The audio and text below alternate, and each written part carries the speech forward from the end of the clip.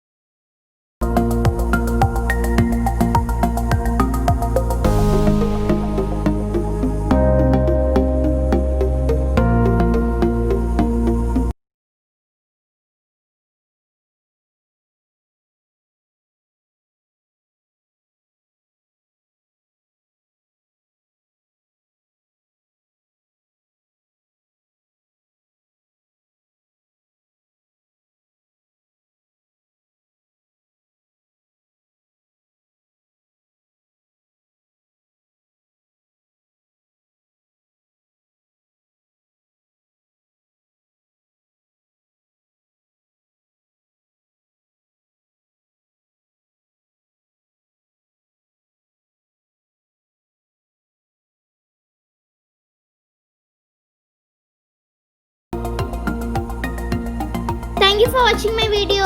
Please like, share and subscribe my channel. Also leave your comments below. I'll meet you in the next video. Until then, bye bye from Sasha.